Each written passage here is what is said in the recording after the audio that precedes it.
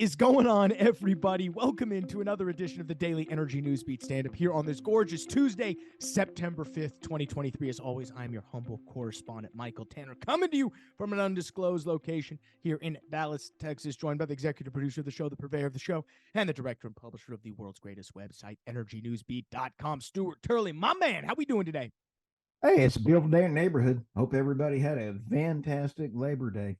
Absolutely. Nice little 3-day weekend, but we are back in action, Stu. Packed menu. We're going to start out in Germany. Germany begins dismantling wind farm for coal, even after protests to close the coal mine. So Germany making coal great again. We're going to stay there and talk about German electrical imports hit new record as nuclear phase out increases production costs.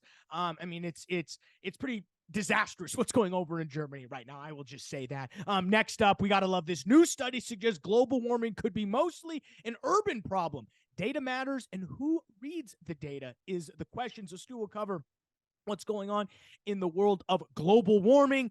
Next up, African Climate Summit, an opportunity to decolonize Africa's energy.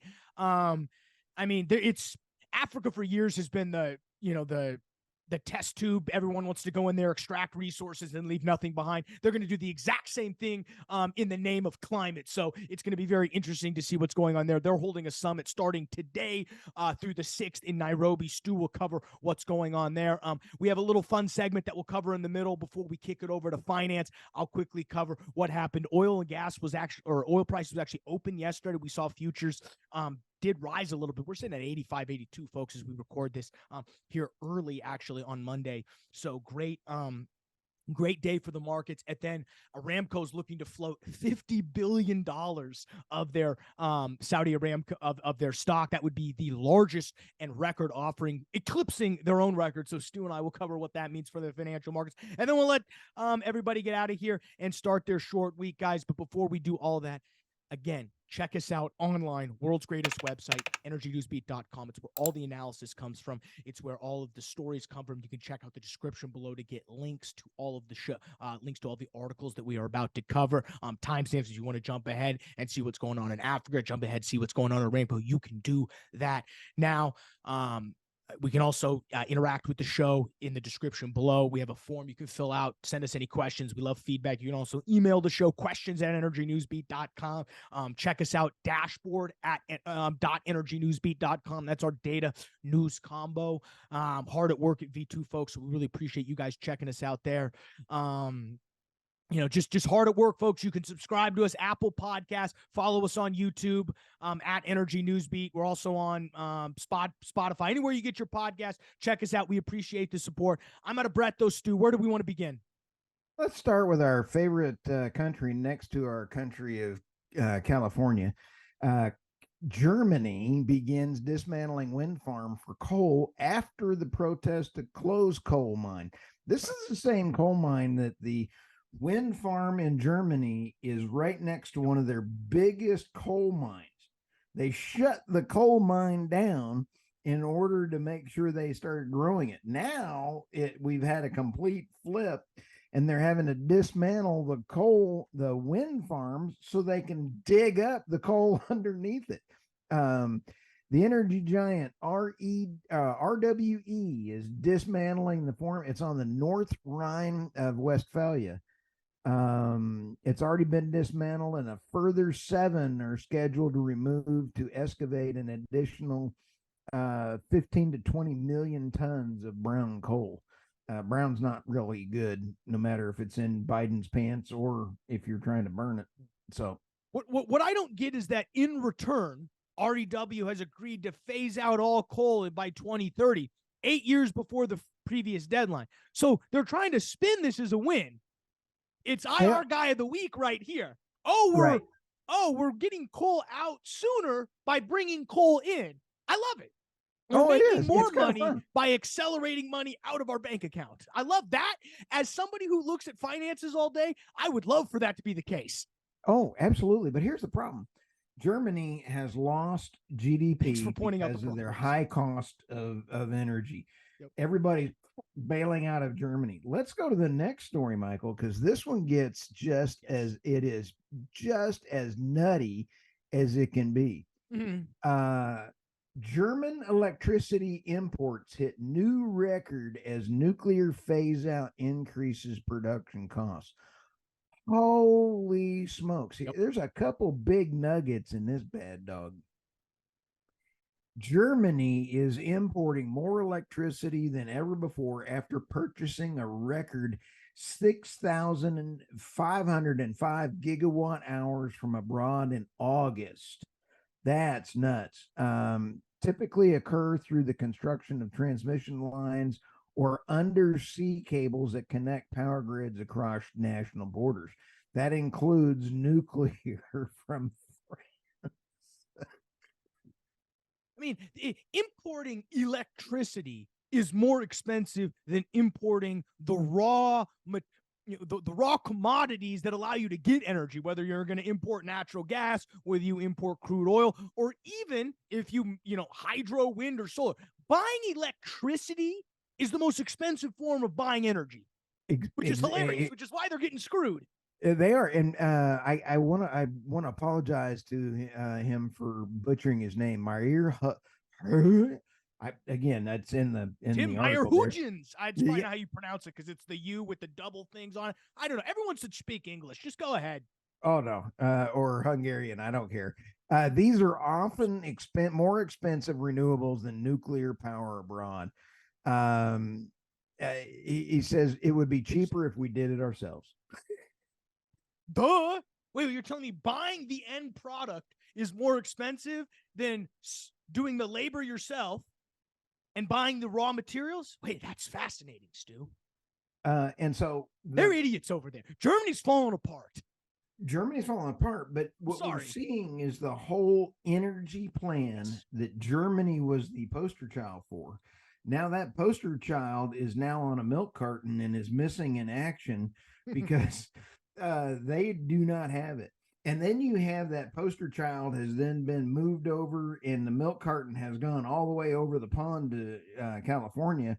Oh, Michael, we just had a new study come out from our podcast host organization. Who's our number one state listening to us? California. Governor Newsom. I've heard it's mandatory listening now in the Newsom administration. You got every day you got to wake up, listen to the podcast, get the news, and go. And find out what to do. I love it. So not only is Putin listening to us, Newsom's listening. Putin and Newsom. Hey, that's a heck of a ticket right there. Okay, let's go to the next one. New study suggests global warming could mostly be an urban problem. Data matters, and who reads the data? Now, whoever wrote that title's got to be a chowderhead because, all right. That seems like a Stu modified title. I'll tell you that much. That seems like a Stu modified title to me. All right. So when we take a look, it's well known that the cities are warmer than the countryside, right? A lot of cement, a lot of hot air, a lot of politicians, while urban areas are only account for less than 4% of the global land surface. Many of the weather stations used for calculating global temperatures are located in those urban areas. So here we are, and that was some of the other articles we were going to do today, is that climate crisis and climate fear is generated by where the sensors are located at.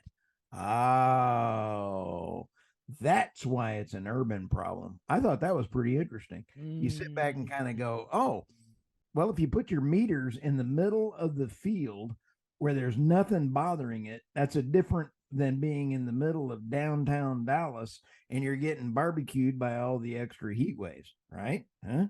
Kidneys? Yeah, kill me. Kill me. It's the same thing with climate. That's okay. It's the same thing with the arson, all the arson. You had Greece had 76 arsons that were arsonists that were you had to get that in there. I boomed the arson story, so you had to get that in there. I had to get it in there because it went along with this story. And then there were all of the arsonists in Louisiana, and then in Canada, they're having all of them. And who knows what's going on in Maui because I have no idea. Here's my thing. What's that? How much money did this study cost, do we think? Do we have any idea how much this study cost, Stu? No idea, but I think we need to open up a new division. Yeah. So, I mean, you're talking this was dropped on July 19th, 2023, Right. published August 28th, 2023. You've got 23 authors on this thing. You've Right. got 30, or was it 37 researchers, 18 countries. To tell me that where more people are, it's going to be hotter. That's what they came to the conclusion. Stu, me and you could have done that for half the cost. I'm going to not push back a little bit, but say, I'm going to say 10% for the big guy. This is why nobody likes the academic community, because they spend millions of dollars for a study to show, well, of course, New York's going to have the cause of more climate than I'm like, duh. The problem is it's the people there think that it's not the, I mean, I get what you're saying, urban density, but of course what I'm saying is I just, you want to talk about why we're in 9 trillion billion debt? Studies like this. Exactly. Now, hopefully the U.S. government didn't fund any of this. Oh, hopefully not. We probably funded worse. The only way the U.S. government would have funded this is if there was gain of function research in it. Then we would have funded it. We would have funded. So, hey, I'm all for. Let's keep doing this. I'm all for basically. I mean, if you've actually read the IPCC's climate change report, for guys for people who don't know, the Intergovernmental Panel on Climate Change, the IPCC, puts out yearly reports. It's a UN governing body. And if you've actually read the actual report, you would be much less bullish on climate change or global warming. They're very what they actually say in the report is fairly moderate. What people in government do is, it's like telephone. You tell one person, you don't read the thing. One person tells one person that by the time it gets to the politician, it's 7 degrees from Kevin Bacon. I mean, it's all over the place in terms of what people believe. I mean, we've seen, we're all going to die in 10 years. That's not really what it says. So I'm all for studies coming out and saying, even the IPCC could be overestimating what's going on. There's two other quotes that are critical. Let's spend our dollars funding something else other than, I'm pretty sure climate change comes from places where people are. Okay, this name I can pronounce. Dr. Willie Soon, Center for the Environmental Research for Earth and Sciences. For many years, the general public has been assuming that science on climate change is settled. This new study shows that that's not the case. Okay, I could even pronounce his name, so I like. So you're right. Maybe that's worth the $10 million we spent on this study. But who's going to read that one line? And then who's going to read the other line in there that I picked up on saying, hell, it's because we're taking all the sensors and dropping them into cities in order to say it's climate change. I'm with you. And then you have the arsonists that are burning down the place. All right. So let's go on. They got to get the arsonists in there. I keep bringing that one up. Okay. Here we go. Now let's talk about climate crisis and everything else. The African Climate Summit, an opportunity to decolonize Africa's energy. I love the title, love the premise. Let's put Africa first. Let's quit taking all of their resources, pillaging to Africa. The West. Huh? It's been pillaged. It bothers me. So anyway, there's some things in this article. You take a look. The African Civil Society organization sent letters to the CEOs of BP, Chevron, Exxon, Shell, warning that these companies against investing in the drilling activities of the Renaissance Energy Africa, Recon Africa in the Gando Basin in Namibia and Botswana. Well, yeah. So first off, this climate summit is happening September 4th through the 6th. So it'll be finishing up tomorrow as you guys listen to this. It's in Nairobi, Kenya. This is how do we slow down the oil and gas activity in Africa ahead of COP28? And that's really what this is not how do we promote the lowest cost energy in Africa? It's how do we slip renewables in? But let's give them the lowest kilowatt per hour per every human out there with the least amount of energy impact on the environment and make it sustainable through low cost economic support. And the World Economic Forum does not give that to them. It charges through the nose. China's bricks and roads charges through the nose, and then you own your next 15 generations to President Z. Nobody is treating Africa with respect. So, yeah, no, and I respect what they're attempting to do here is keep the resources and keep the control of the resources, at least with the African companies, and not have exactly what is happening. Large companies like BP, Exxon, Chevron, NI, Total, but come in and go ahead, come in and I don't have a problem. Sorry for I just get excited. I did the same thing with David Blackman the other day. I cut him off when Mimi was interviewing, and I'm like, I have to apologize to him. I got to buy a mistake, throw him a club, something, because it was embarrassing. Mm-hmm. So yeah, I'm all for making sure that Africa is in control of its resources and not contracting it out and completely outsourcing, not just the resource itself, which they should be sending the resource, they should be exporting, they should be using the resources themselves, but making sure that the riches stay within the country, and it's not what it has been for 50 years of just basically pillage, takeout, and none of the gains and upside from those resources stay at home. That's my only concern with all of this. Right. And I agree. And we need to deliver the lowest kilowatt per hour to all citizens of the world, and let Africa control their own natural resources and reap the benefit, but yet have a partnership with the big oil companies and the big energy companies. There's nothing wrong with making a profit. Gouging and extorting is not acceptable. And I love this little nugget they put in here. COP28 President Sultan Al Jaber will also be in attendance. He just also happens to be the CEO of the Abu Dhabi National Oil Company. So you gotta love the conflict of interest. COP28 is going to be wild, baby. Oh, it is. And I got some folks that are going to be there, and we're going to be talking to them. Craig, we got to get you there. No, yes. I would not want to dream about doing it. What I else? would speak my mind. The last time I spoke to Bill Gates, I really pissed him off. So you've told me that story. All right. Before we move on to finance, guys, we've got a great little segment here. We got a review. So Stu is part of the wonderful podcast, he's on 9 podcasts. So one of the 7 things that Stu does, 3 podcasters in a bar, sponsored and hosted by Sandstone Media. We love those folks. You guys got an opportunity to go on C-SPAN. So there's about 80 people that saw it, which was sweet. A few more than watched this, just a few more than watched this podcast. But it was a pretty good segment. How did they find you? Because we need to walk through this story. How does Stu Turley end up on C-SPAN? I don't know that whole thing. It was a bit of RT reached out. It was an RT. Yeah. But they had contacted him about the 3 podcasters. Now, the 3 podcasters walk into a bar, RT Trevino and David Blackman. David Blackman is our favorite random guy on Substack. He's a random guy on Substack. He is I'm the straight man, and then RT is the EMP operator. So what a mix.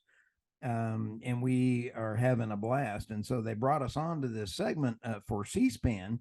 Mimi is the host there, and she's phenomenal. Love her. She did a great job. We had callers calling in. It was a 30-minute about David Blackman got to answer questions because his knowledge. Mimi asked David about his expertise on Forbes. It's fantastic. Ask RT about his stuff as an EMP operator. It was phenomenal. And anyway, I got some feedback. I want to hear your feedback. Well, first, it was cool to see like a straight up news program on TV just do 30 minutes uninterrupted. It's pretty crazy. You can call in, but you call in by party affiliation. Isn't that great? So there's like 3 lines. There's the Republican, the Democrat, and the independent line. Then there's a text line. I tried to call and text. I didn't get in. They answered the phone. I told them my name. They hung up on me. So I don't know what they heard or not. But it was pretty cool. You guys look good. You actually looked good on TV. But you guys mainly talked about energy policy, energy hypocrisy. It was really an opportunity to showcase the three of your guys' what expertise, I'm saying quotes, in the energy industry, because what we got to do, Stu, is cover, I mean, some of the tweets that came out of this are absolutely hilarious. I tell people the internet is always undefeated. I called Stu yesterday as I was reading these. We were crying on the phone. So we got the top 6 tweets from Stu's C-SPAN segment. We'll start 6-1. Okay, first up here. This is just number 6. What a waste of a segment. These guys are horrible. Ben Hayes. I agree. These guys are horrible. Number 5. I love this one. First part. I've never heard of any of these podcasters you have on. And it goes on. I bet Tim Pool, Sagar, and I love Breaking Points, which is the Sagar and Crystal. Love those guys. I don't get the rest of it, but I just love, I've never heard of any of these podcasters you have on. Hey, time zone. Me either, by the way.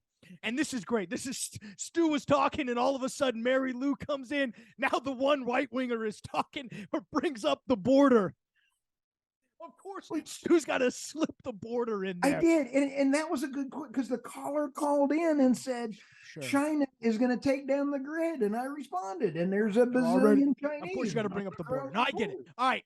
Number 3. Thank you, Washington Journal moderator and crew, for providing the show this morning. Your last segment should have been called 3 podcasters walk into a bar and they were misleading, biased, and unchallenged by a fact checker. Do better in the future. MLB, Stu is misleading. He misleads me all the time. Just kidding. Number 2, this is a play on the title. This is what we got to, these top 2 are what we should rename you got to rename the podcast to. 3 old guys in the oil industry walk into a bar and run up a tab. A great time was had, and they leave at the end of the night without paying the bill. That's just, Dion at Dion Kane 64. I absolutely agree. Jack Shout Wolf out responded, to why pay their bill? It's mighty large. It's like, the internet's it's undefeated. Bidenomics. You go to the bar. Bidenomics, exactly. Dion, blame Bidenomics. Next up, the winner is Deb Johnson. This one, I'm still crying over this one. Is there somewhere I can go, maybe the Wizard of Oz, to get my, quote, thought leader license, certificate, medal, or whatever designates me official thought leader credentials, ? It quite possibly, oh my goodness. You just got to follow the Yellow Brick Road, Deb, and at the end of it, you see Stu standing there, pulling the strings. Oh, I was dying. Fabulous. But, I want to give a shout out to Mimi. She does a fabulous job out on C-SPAN, and I was very impressed. Your new nickname is Oz. Your new nickname is Oz. My new nickname is, instead of Hefe, it's Hefe Oz. My new nickname is Hefe Oz. Yes. Okay. I'm sorry. So funny. The internet, folks, is undefeated. You can check that out. Washington Journal. You can go to our YouTube channel at Energy Newsbeat. We're going to have all the clips available. We appreciate everybody checking us out. All right, let's move over to finance now, guys. It's real quick. We actually saw markets open on Monday, currently trading 85.91. It's going to be fairly flat today. Not much happened, but we could see a rollover to 86 as you guys listen to this on Tuesday. API and EIA are pushed back one day, so we'll see that data Wednesday and Thursday. I thought it was interesting, Stu. There's a couple things that are going to happen. There's hope growing that the Fed's going to leave interest rates unchanged. Things have settled out a little bit. So I think we're back to a little bit of a bullishness on oil, but somebody sees an opportunity to capitalize on what could be a growing demand for energy in the investment space. Saudi Aramco, they're looking to break a record with a $50 billion share offering. Wow. So to read the headline, According to Saudi officials and, quote, other people familiar with the plan, Saudi Aramco is considering selling off as much as 50 billion in shares. If the kingdom goes through, it'll be the largest shale sale in history. It's going to be hosted on the Riyadh Exchange. Remember, they've already done a $25.9 billion or $25.6 billion share offering, and that was done on their own exchange as well. They initially attempted to look to see if they could host it somewhere in London on the London Stock Exchange, or even the gaunted New York Stock Exchange, but a little thing like 9/11 got in the way of that. So they're back to hosting it themselves. It would be the largest in history, Stu. $50 billion.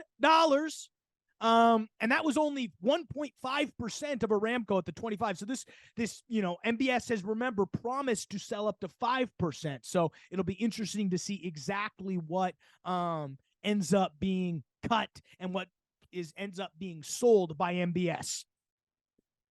So it's going to be interesting in terms of how much gets sold. It's going to be interesting to see who comes and actually purchases these shares, Stu, because right now it's a mix of foreign, it's a mix of foreign, it's a mix of the Saudi investment fund. You have to remember, the Saudi Public Investments Fund just posted $126 billion in profit, which is absolutely insane, considering that now the Saudi Aramco government is going to sell off $50 billion. They're going to be flush with cash, Stu. They're lining up to do something.